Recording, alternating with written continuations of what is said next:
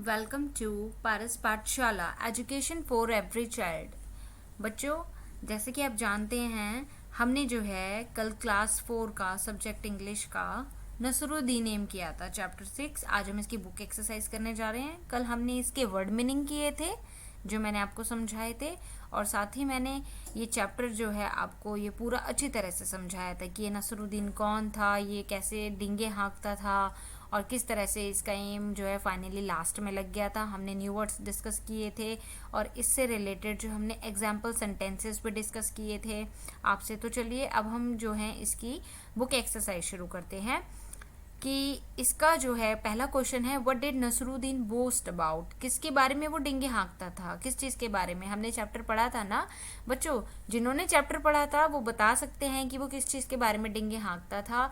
कि वो बहुत अच्छा एक आर्चरी में बहुत ही ज़्यादा जो उसकी स्किल है वो कोई भी उसको वो नहीं कर सकता, मैच नहीं कर सकता।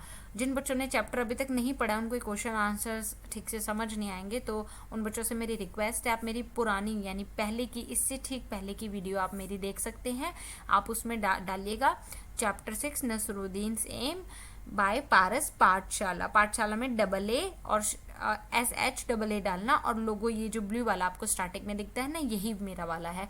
आप इसको अच्छे से देखिएगा, समझिएगा, फिर आपको आप आसानी से इसके आंसर्स दे पाएंगे।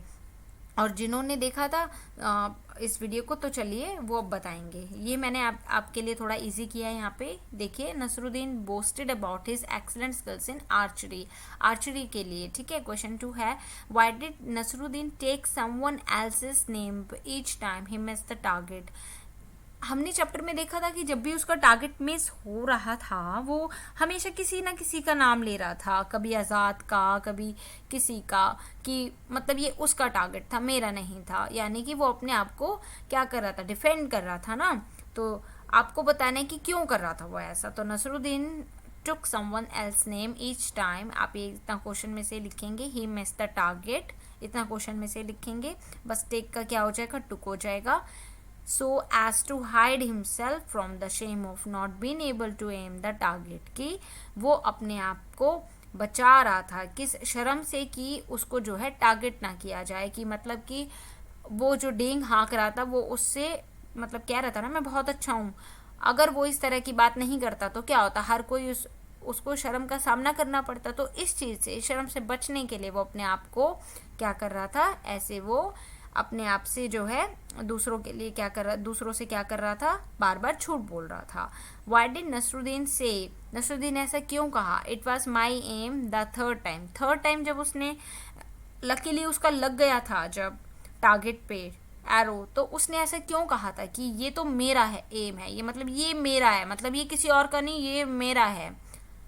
तो नसरुद्दीन से का साइड हो जाएगा, it was my aim the third time, इतना क्वेश्चन में से लिखेंगे। बिकॉज मतलब क्योंकि, finally he was by then, यानी कि अब जो है he able to aim the target successfully, अब जो है उसने इसको सक्सेसफुली कर लिया था। अगर वो फर्स्ट अटेम्प्ट में भी कर लेता ना तो वो तब भी यही कहता है, it was my aim, but दोनों टाइम वो फेल हो गया था, इसलिए उसने बहाना मारा किसी और का कि उसको शर्म ना फील हो। Do you think Nasruddin was good at archery, क्या आप वाकई सोचते हैं? No, I don't think Nasruddin was not good at archery, इतना पहले आप क्वेश्चन में से लिखेंगे। Because he was not able to aim the target in his first and his second attempt. मतलब आपको पता है कि पहली बारी में और दूसरी बारी में वो अपना टारगेट अटैम्प्ट करने में सक्सेसफुल नहीं हुआ था। And then the third turn that he was able to aim the target, fortunately third time वो fortunately उसको हो गया था। तो आप इसको शॉर्ट भी करके लिख सकते हैं कि do you think Nasruddin was good at archery, तो नॉर्मल भी लिख सकते हैं, no I don't think so, both the times he was failed, ऐसे भी लिख सकते हैं, and third time he was able to aim the target fortunately. But अगर आप क्वेश्चन को अच्छे से डिस्क्राइब करके लिखते हैं तो it will help you to get the good marks. तो नेक्स्ट क्वेश्चन पे चलते हैं। नेक्स्ट क्वेश्चन है आपका यहाँ पर, देखिए पहले मैं आपको थोड़ा सा यहाँ पीछे की स्लाइड में ले जाना चाहती हूँ वापस, जहाँ पर हम ये देखना चाहेंगे, जहाँ बुक के आपके पेज पे क्वेश्चन आंसर्स थे ना, ये चारों के चारों थे, हमने जो अटेंड कर लिए। फिर ये नसरुद्दीन हुड्जा के बारे में ये थोड़ा सा है, ये आपको एज ए कॉमिक्स की तरह पढ़ना होता है। देखो जिसकी तरफ तीर बना हुआ है ना, ये वर्ड वो बोल रहा है, ठीक है, और ये बोल रहा है, तो आपको बिल्कुल वैसे ही बोलना है जैसे आप किसी से बात कर रहे होते हैं। तो ये आप इसको पढ़ के प्रैक्टिस कीजिएगा बोलने की, घर में आपके भी कोई 2 पर्सन हो तो वो कर सकते हैं। ये आप इसे पढ़िएगा, बहुत अच्छा है, ठीक है। अब देखिए आगे है word building. Shoot the arrow and hit the target by matching the words with their correct meaning.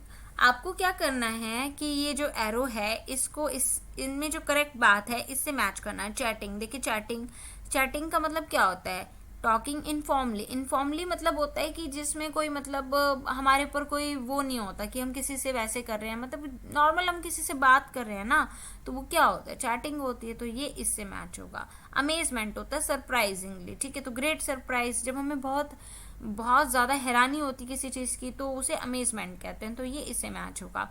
Archery जैसे बताया जा चुका है आपको, shooting with A bow and arrow. Defending होता है अपने आप को प्रोटेक्ट करना, प्रोटेक्टिंग फ्रॉम अटैक। टारगेट होता है the goal intended to be hit, जो आपको हिट करना है। ट्रिम्फेंटली होता है हैप्पीली एंड प्राउडली, जब आप जीत जाते हैं तो आपको एकदम प्राउडली फील करते हैं ना आप, और खुश भी होते हैं, ठीक है। आप चलिए चलते हैं नेक्स्ट।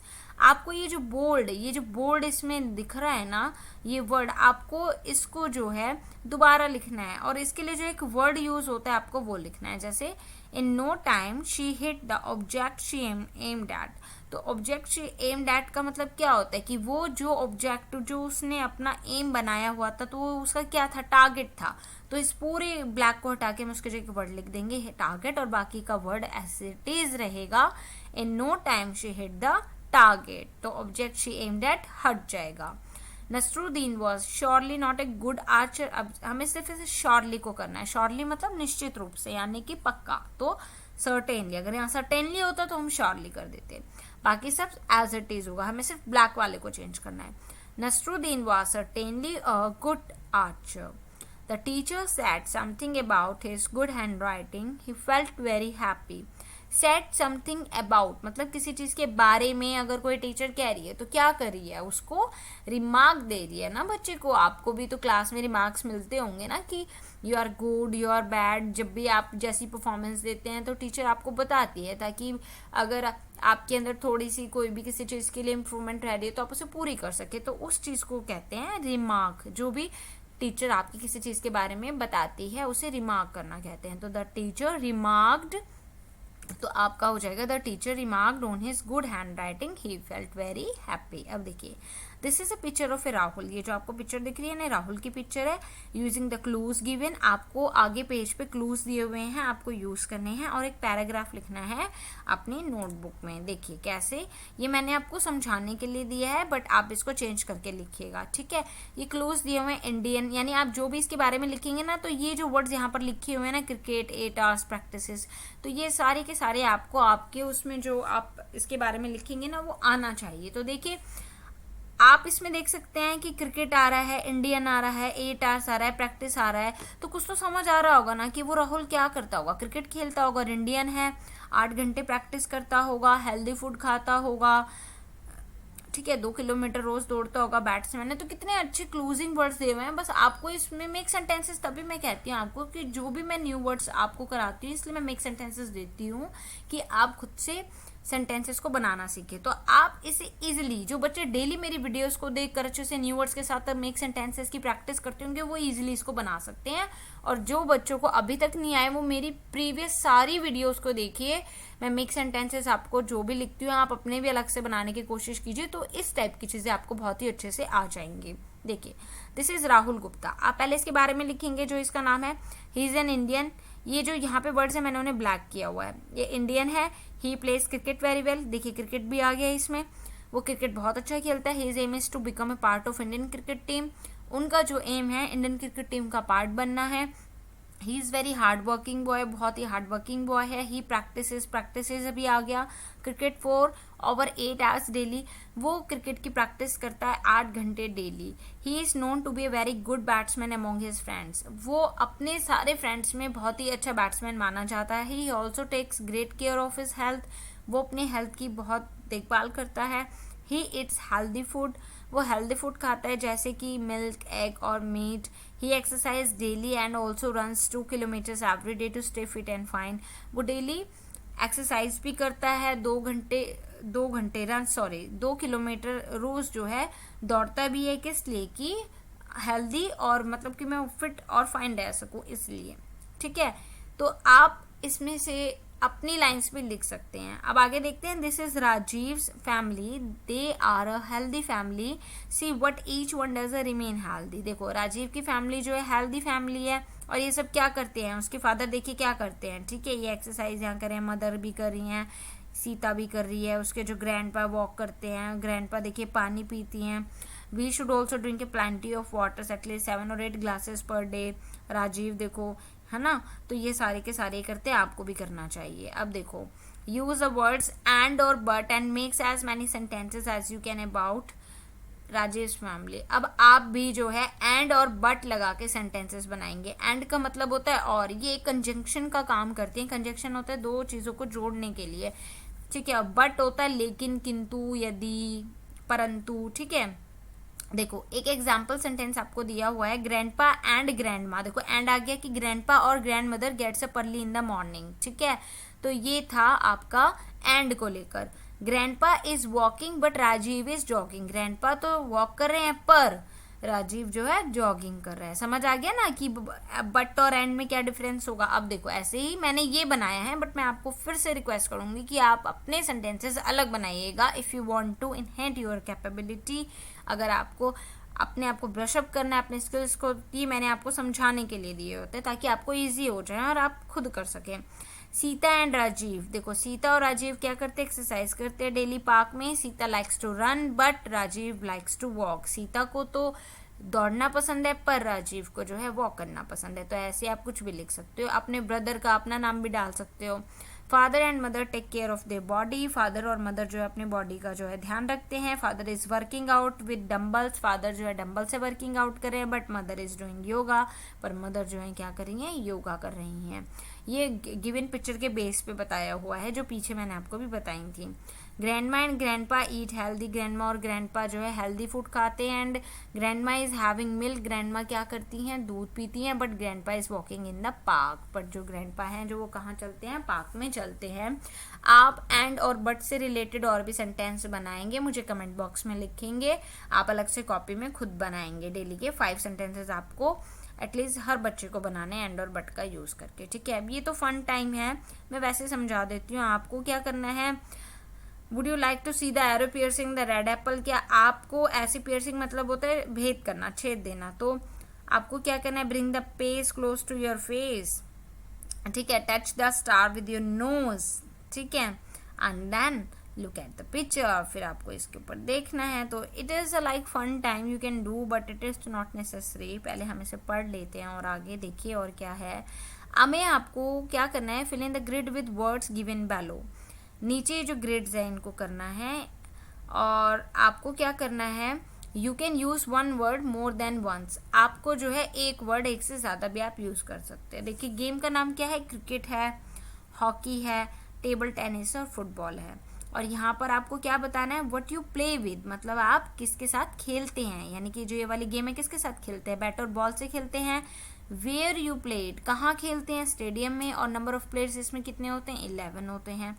ऐसी हॉकी को आप किसके साथ खेलते हैं, स्टिक के साथ खेलते हैं, ग्राउंड में खेलते हैं और 16 प्लेयर्स होते हैं। टेबल टेनिस को आप रैकेट के साथ खेलते हैं और आप इसको टेबल पे खेलते हैं और इसमें 2 या 4 पर्सन होते हैं और प्लेयर्स होते हैं। फुटबॉल को आप कहाँ किससे खेलते हैं, फुटबॉल से, और कहाँ खेलते हैं, ग्राउंड में, और इसमें 11 प्लेयर्स होते हैं।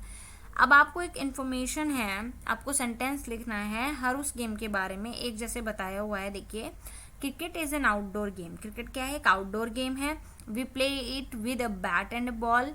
यहाँ क्रिकेट के बारे में बताया जा रहा है कि आउटडोर गेम है, हम इसे बैट और बॉल के साथ खेलते हैं, इसमें 11 प्लेयर्स होते हैं। तो आप ऐसे ही लिखेंगे फुटबॉल के बारे में। देखिए यहाँ क्रिकेट था तो क्रिकेट के बारे में लिखा रहेगा फुटबॉल। फुटबॉल एक आउटडोर गेम है। अब फुटबॉल के बारे में बताएंगे, हम इसको किसके साथ खेलते हैं, फुटबॉल के, और इसमें कितने प्लेयर्स होते हैं, सेम यही चीज़ है, इसको आपको सेंटेंसेस में बताना है। ठीक है, जैसे देखिए क्रिकेट के बारे में लिखा हुआ है, कहाँ खेलते हैं, किसके साथ खेलते हैं, कितने प्लेयर्स होते हैं, तो यहाँ लिखा हुआ है। और सेम ऐसे ही फुटबॉल, कहाँ खेलते हैं, किसके साथ खेलते हैं, कितने प्लेयर्स होते हैं। ईजी है ना बनाना, तो इससे भी आप बनाना सीख सकते हैं। आगे ऐसी टेबल टेनिस के लिए है, ठीक है। टेबल टेनिस के साथ आप एक इंडोर गेम है, हम इसको टेबल और रैकेट के साथ खेलते हैं और इसके अंदर कितने होते हैं, 11 प्लेयर्स होते हैं। ये मैंने फुटबॉल का दोबारा डाल दिया है, सो सॉरी फॉर दैट। मैं यहाँ से ले लेती हूँ, हॉकी का ले लेते हैं हम। हॉकी आप लिखेंगे इसमें हॉकी, ठीक है। Hockey is an outdoor game, yes लिखिए इसको, hockey is an outdoor game, we play it with ground, ठीक है। Hockey is an outdoor game, we play it, wait a second, we play it with a stick of hockey, hockey के साथ खेलते हैं हम इसको, ठीक है। And we play it on ground and there are 16 players in the hockey game. तो हम इसको यहाँ से लिख सकते हैं।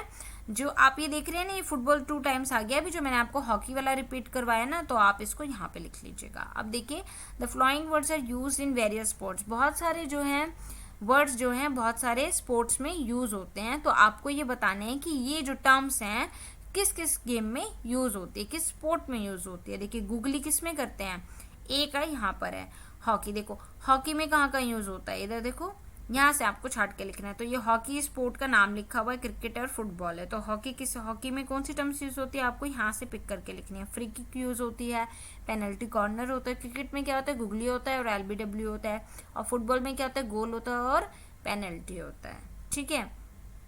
तो बच्चों अब ये आपकी एक टीम टाइम में ये आपकी एक एक्टिविटी है। आपको क्या करना है, you can use an old tennis ball को आपको यूज करना है which has lost its bounce, मतलब जो खराब हो चुकी हो उसका बाउंस नहीं हो, to make the head of a puppet, आपको पपेट का हेड बनाने के लिए यूज हो जाएगी। और वो बिल्कुल ऐसी लगेगी कि जैसे एक छोटी लड़की ने जो है एक स्कर्ट पहना हुआ है, and it is a very quick and easy to make, और बहुत ही आसानी से बन जाएगी। अब आपको पिक्चर देखनी है किस तरह से आपकी फिंगर्स और जो आर्म्स हैं मतलब वो कैसे वर्क करती है, ठीक है। देखो एक टेनिस बॉल लेना है, नीडल मतलब सुई लेनी है, धागा लेना है, आपको कलर्ड क्लॉथ लेना है। मेथड क्या करना है, आपको एक start with the head, head के ऊपर से आपको एक होल बनाना है बॉल के अंदर, और उसको and push a long thick नाइटिंग needle, आपको उसके हेड में सुई को डालकर जो है थोड़ा सा अबाउट साइज 3 इंटू इतना करके आपको उसके अंदर क्या करना है, लॉन्ग थिक मतलब कि उसके अंदर जो ये आप ये वूल यूज कर रहे हैं ना वो डालना है आपको। The needle goes in on one side and right across in side, जब निडल जो है एक साइड से मतलब आर पार हो जाएगी, and right across inside the ball to touch the opposite side, जब अपोजिट साइड में आ जाएगी। The hole needs to be very small, जो होल है वो ज़्यादा बड़ा नहीं होना चाहिए, छोटा होना चाहिए, so that it is difficult to push the needle in, ताकि नीडल को जो है जाने में आसानी हो। In this way it will fit tightly, और वो टाइटली जो है फिट हो जाएगी, and remain from where you play with your puppet, और जहां आप अपनी पपेट के साथ जो है खेल सकते हैं। ये देखिए like this. Now cut the thick tap of, अब आपको जो है जो उसका जो टॉप है वहाँ से जहाँ वो मोटा हिस्सा है वहाँ से आपको उसको काट लेना है। Old nylon sock and stretch it tightly, और उसको जो नायलॉन था उसको आपको टाइटली स्ट्रेच करके एक गांठ लगा देना है राउंड द बॉल के, swing it together down the back, ठीक है। उसको सिलते हुए आपको नीचे लाते हुए और फिर पीछे ले जाते हुए उसमें गांठ लगा देनी है। टेक सम कलर्ड वूल, आपको एक कलर्ड क्या लेना है, वूल लेना है, एंड ऊन जो होता है, and stick on the ball के ऊपर इस तरह से आपको चिपका देना है। मेक प्लांट्स, आपको पौधे बनाने हैं, सॉरी प्लेट्स, मेक प्लेट्स, ठीक है, प्लेट्स बनानी है। प्लेट्स कैसी, इस तरह की जैसे आपको यहाँ दिख रही है, ये like this. Paint the eyes and lips on the ball, आपको उसकी आईज को पेंट करना है और बॉल के ऊपर ऐसे बना लेना है लिप उसका। Cut 2 holes in the coloured cloth to put into your finger, और फिर आपको क्या करने हैं, 2 होल को कट करना है और इन द कलर्ड क्लॉथ से, और पुट इन योर फिंगर्स, फिर उसको आपको अपनी फिंगर में डाल लेना है। Hold the needle in your hand, needle को आपको अपने जो है हाथ में रखना है, ताकि जो है आपके जो आप उसको पपेट को होल्ड कर सको। राइट 2 सेंटेंसेस, आपको जो है सेंटेंसेस लिखने हैं पपेट के ऊपर। The puppet which I have is very beautiful dressed up, आप कुछ भी लिख सकते हो, मैंने आपको समझाने के लिए लिखा है कि जो मेरी पपेट है बहुत ही सुंदर ड्रेस है इसकी, बहुत अच्छे से मतलब ड्रेसिंग है इसका। The puppet dance is very graceful in the show, puppet dance जो है मेरे को जो है बहुत ही ज़्यादा अच्छा लगता है, जो वेरी ग्रेसफुली जो भी ये शो था, मतलब वटेवर आप कुछ भी लिख सकते हैं, आप उसकी आंखों के बारे में लिख दीजिए, हेयर के बारे में लिख दीजिए, ठीक है। तो ये इसलिए लिखा है कि आप अपने तरीके से लिख सकते हो। क्लास ओवर हो गई है बच्चों, आप सब्सक्राइब कर रहे हैं ना चैनल को, तो आप जल्दी से इसे सब्सक्राइब कीजिए, लाइक कीजिए, शेयर कीजिए और नीचे कमेंट कीजिए। और आपके कोई भी डाउट हो आप मुझसे पूछ सकते हैं।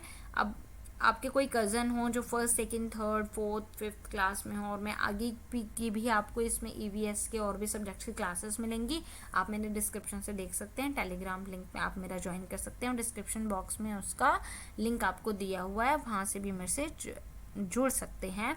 तो बच्चों मिलते हैं नेक्स्ट वीडियो में, नेक्स्ट चैप्टर में। तब तक आप इसको पढ़िए और एंजॉय कीजिए और खुशी खुशी रहिए। Thank you, bye bye.